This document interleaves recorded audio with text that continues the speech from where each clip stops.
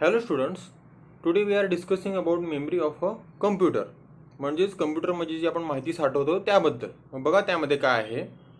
Memory or storage capacity is one of the important components of computer. म्हणजे जेव्हा आपण memory साठवतो digitally कम्प्युटरमध्ये, तो एक महत्त्वाचा इम्पॉर्टंट कंपोनंट आहे कम्प्युटरचा. मग त्यामध्ये basic criteria for computer system storage unit, म्हणजे बेसिक क्रायटेरिया काय आहे, कशा प्रकारे स्टोरेज केली जाते कम्प्युटरमध्ये मेमरी. त्यामध्ये पहिलं झालं access time. This is the time required to locate and retrieve the data from the storage unit. म्हणजे एक पर्टिक्युलर टाईम ज्यामध्ये आपण कम्प्युटरकडून माहिती त्या मेमरीमधून तो आपल्याला दाखवेल आणि आपण ते बघू, ॲक्सेस करू. त्यानंतर second point storage capacity. It is amount of data that can be stored in the storage unit. म्हणजे एक प्रकारे ती तेवढी जागा, तेवढा डाटा, तेवढी त्याची कॅपॅसिटी की किती आपण त्यामध्ये स्टोअर करून ठेवू शकतो, केवढ्या मोठ्या प्रमाणात किंवा केवढ्या क्वांटिटीमध्ये. Third point cost per bit of storage. म्हणजे पर्टिक्युलर कॉस्ट प्रत्येक पॉईंटसाठी किती लागते स्टोरेज करण्यासाठी. तर त्यामध्ये the computer stores a character in a storage cells with binary 0-1 mechanism. म्हणजेच बायनरी नंबर दोन असतात, 0 आणि 1. हे एक मेकॅनिझम असतं कम्प्युटरचं. कम्प्युटर माहिती 0 आणि 1 ह्यामध्येच साठवतो वेगवेगळ्या गोष्टींसाठी. तर बघा त्यामध्ये कसे प्रकार आहेत ते. 8 बीटमध्ये त्या माहिती साठवली जाते. तर सर्वात छोटा पॉईंट असतो बीट.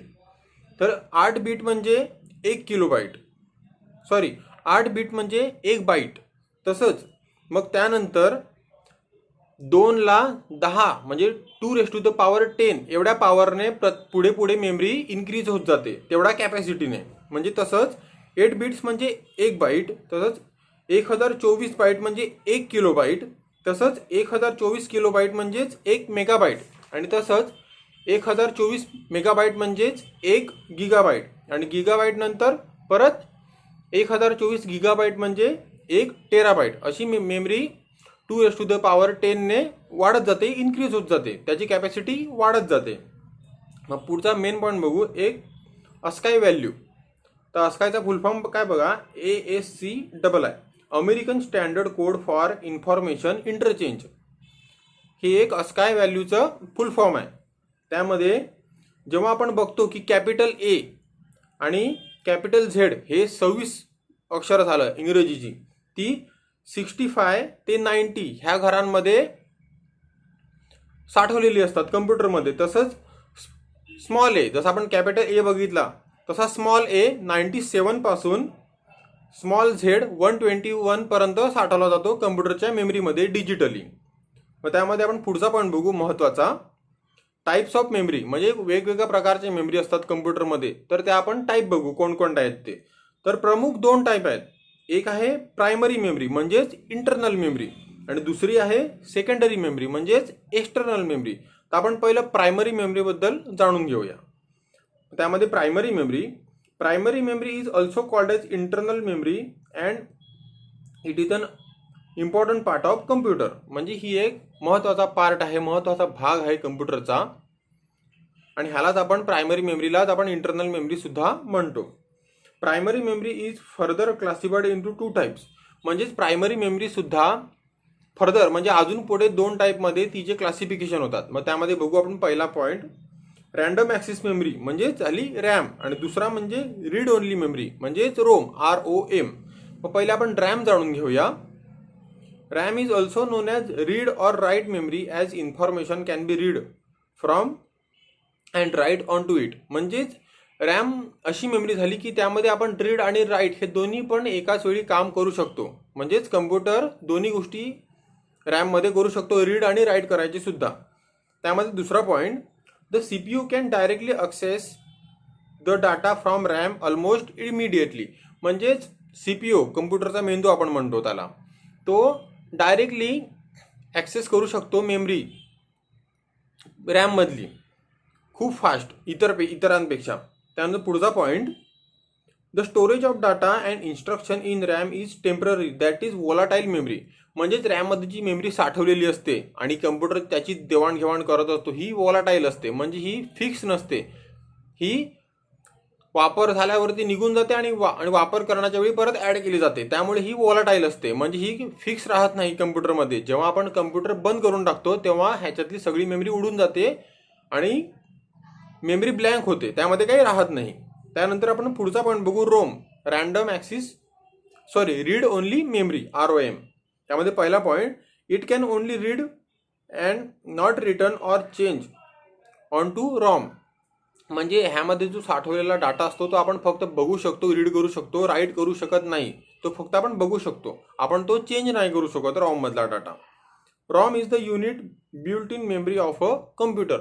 म्हणजे ही जी मेमरी असते ती बिल्ट इन असते, ती आपण ना एक्स्ट्रा वाढवू शकत नाही. नंतर कम्प्युटर घेतल्याच्या नंतर जेव्हा आपण कम्प्युटर विकत घेतो त्यामध्येच ही बिल्ट इन असते. त्यानंतर पुढचा point, it store some basic input and output instruction to operate computer.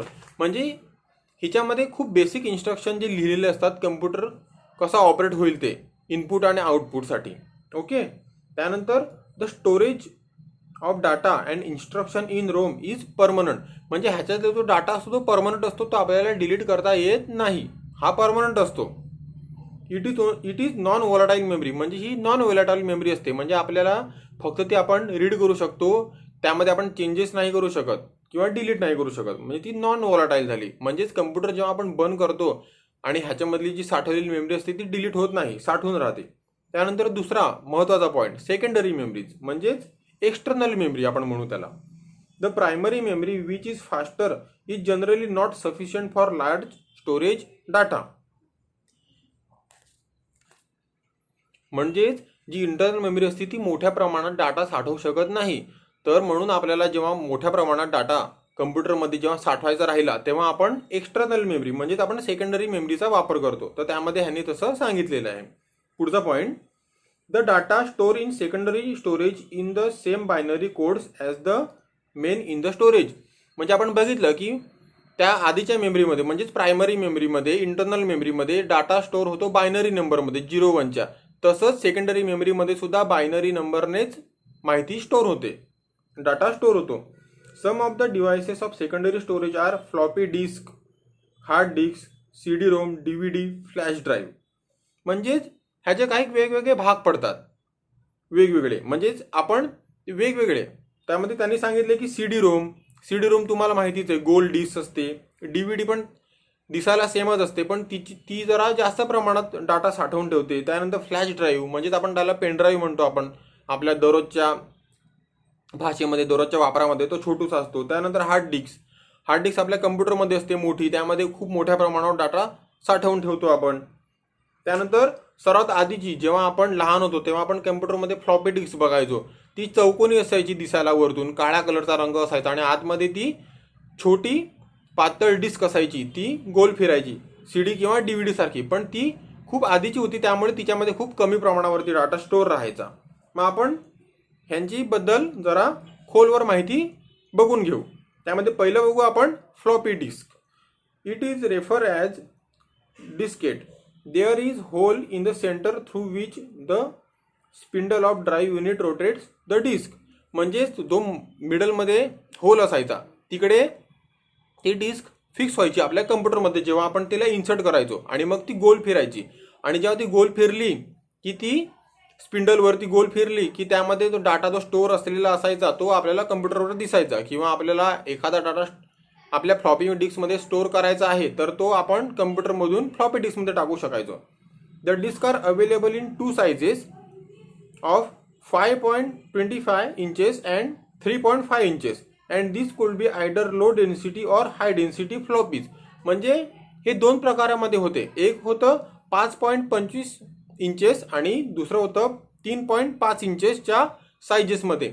आणि ह्यांची वेगवेगळी कॅपॅसिटी होती, लो डेन्सिटी और हाय डेन्सिटी. म्हणजेच लो डेन्सिटी म्हणजे कमी डाटा स्टोअर करणार आणि हाय डेन्सिटीमध्ये जास्त डाटा स्टोअर करणार. आणि मग पुढचा झालं बघू आपण हार्ड डिस्क, जी सगळ्यांना आपण माहिती आहे कम्प्युटरमध्ये असते. The hard disk can hold more information than floppy disk. म्हणजे हे तर साहजिकच आहे की हार्ड डिस्क खूप मोठ्या प्रमाणावर डाटा स्टोअर करते GB मध्ये फ्लॉपीपेक्षा. Hard disk is also fast than floppy disk. म्हणजेच हार्ड डिस्क ही खूप फास्ट आपल्याला डाटा प्रोव्हाइड करते आउटपुट देते फ्लॉपी डिस्कपेक्षा. त्यानंतर it comes in storage of capacities of few GBs to TB. म्हणजेच तुम्हाला माहितीच आहे की 2⁻10च्या पॉवरने डाटा इन्क्रीज होतो आणि हार्ड डिस्कमध्ये GB पासून डाटा स्टोअर व्हायला ते आपल्याला TB पर्यंत हार्ड डिस्क मिळते. त्यानंतर CD compact disk. ROM read only memory म्हणजे CD ROM stands for compact disk read only memory. म्हणजे तुम्हाला CD रोम तर माहितीच आहे, अशी ती गोल दिसते आणि मिडलमध्ये होल असतो. आपण आता नाही पण मागे जेव्हा आपलं वय कमी होतं त्यावेळी आपण हिचा भरपूर वापर केलेला आहे. मग त्यामध्ये बघूया. It is use to store wide variety of information. Its main advantage is that it is portable and can hold large amount of data. म्हणजेच आपण जेव्हा आधी स्टार्टिंगला, आता तरी खूप कमी झालंय, पण आपण जेव्हा CD रोम वापरायचो आधीच्या टायमाला, तर त्यावेळी आपण बघायचो की CD रोममध्ये बऱ्याच मोठ्या प्रमाणात डाटा स्टोअर केलेला असायचा. मग त्यामध्ये आपण वेगवेगळ्या मीडिया असायचे स्टोअर केलेल्या, वेगवेगळे म्युझिक असायचे स्टोअर केलेले, साऊंड किंवा वेगवेगळे सॉफ्टवेअर ॲप्लिकेशन स्टोअर केलेले असायचे. तर CD ROM capacity from 650 MB to 700 MB. म्हणजेच ह्याची कॅपॅसिटी होती 650 MB पासून 700 MB पर्यंत CD रोमची. त्यानंतर पुढचा बघूया पॉईंट, DVD. मग DVD stands for digital versatile disk. It is similar to CD ROM. DVD तुम्हाला माहितीच आहे की ती दिसायला CD रोम सारखीच असते, पण तिच्यामध्ये डाटा मोठ्या प्रमाणात स्टोअर केला जातो कितीतरी जास्त पटीने. तर तिचा फुल फॉर्म काय बघा, digital versatile disk DVD. It can be store large amount of data. Its capacity is up to 17 GB. म्हणजेच CD रोमपेक्षा हिच्यामध्ये खूप जास्त पटीने डाटा स्टोअर केला जायचा आणि तिच्यामध्ये मॅक्सिमम कॅपॅसिटी आहे 17 GB पर्यंतची.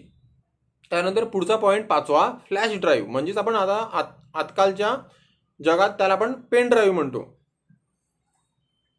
It is a small portable device that can be use to store, access and transfer the data. म्हणजेच हा एक छोटा डिव्हाइस आहे ज्यामध्ये आपण डाटा स्टोअर करतो मोठ्या प्रमाणावरती, आणि हा एक पोर्टेबल डिव्हाइस आहे म्हणजे आपण हा कुठेही घेऊन जाऊ शकतो. त्याची देवाणघेवाण सहज करता येते. जास्त आपल्याला मेहनत करावी लागत नाही किंवा जास्त जपवणूक सुद्धा सारखं नाही की CD किंवा DVD सारखं त्याला स्क्रॅच वगैरे पडेल वगैरे, असे पण काही प्रॉब्लेम नाही आहेत. Due to it small size it is commonly called as pen drive. It is also called as USB drive. म्हणजे जसं मी आधी सांगितलं, फ्लॅश ड्राईव्हलाच कॉमनली कॉल्ड काय म्हणतो आपण, पेन ड्राईव्ह. तसंच आपण त्याला काय म्हणतो, USB ड्राईव्ह. कारण की USBचा जो पोर्ट असतो तो USB पोर्ट आपण वापरतो फ्लॅश ड्राईव्हसाठी. त्यानंतर पुढचा point, we can read, write, copy, delete and more data from computer to pen drive or pen drive to computer. म्हणजेच आपण ह्यामध्ये सगळं करू शकतो. रीड पण करू शकतो, राईट पण करू शकतो, मूव्ह पण करू शकतो, कॉपी पण करू शकतो. ह्यामध्ये आपण सगळ्या गोष्टी करू शकत असतो. आधीच्या आपण मेमरीमध्ये बघितलं CD रोममध्ये वगैरे, किंवा इंटरनल मेमरी होती, इंटरनल मेमरी होती, त्यामध्ये आपण बघितलं की ना त्यामध्ये आपल्याला फक्त रीड करता यायचा डाटा. ह्याच्यामध्ये तसं नाही. ह्यामध्ये तुम्ही रीड करू शकतात, राईट करू शकतात, कॉपी करू शकतात आणि मूव्ह पण करू शकतात. ह्याच्या म्हणजे पेन ड्राईव्ह पासून कम्प्युटरमध्ये आणि कम्प्युटरमधून पेन ड्राईव्हमध्ये सुद्धा. आणि पुढचा point, it comes in various storage sizes 2, 4, 6, 8, 32, 64 GB. म्हणजे वेगवेगळ्या साईजेसमध्ये पेन ड्राईव्ह तुम्हाला मिळू शकतात बाजारामध्ये. त्यानंतर पुढचा शेवटचा पॉईंट फ्लॅश ड्राईव्हचा, it is popular because it is easy to use and small enough to carried in a pocket. म्हणजेच आपण जसं मी आधी सांगितलं की स्मॉल टू यूज म्हणजे एक लहान आहे आणि सहजगत्या आपल्याला वापरता येते आपल्या दैनंदिन जीवनामध्ये, आणि सहजगत्या आपण ही तिला घेऊन कुठेही जाऊ शकतो. कारण की ही छोटीशी गोष्ट असते आणि कुठेही आपण खिशामध्ये वगैरे बॅगेत टाकून घेऊन जाऊ शकतो. तर हे झालं मेमरी ऑफ कम्प्युटरचं चॅप्टर.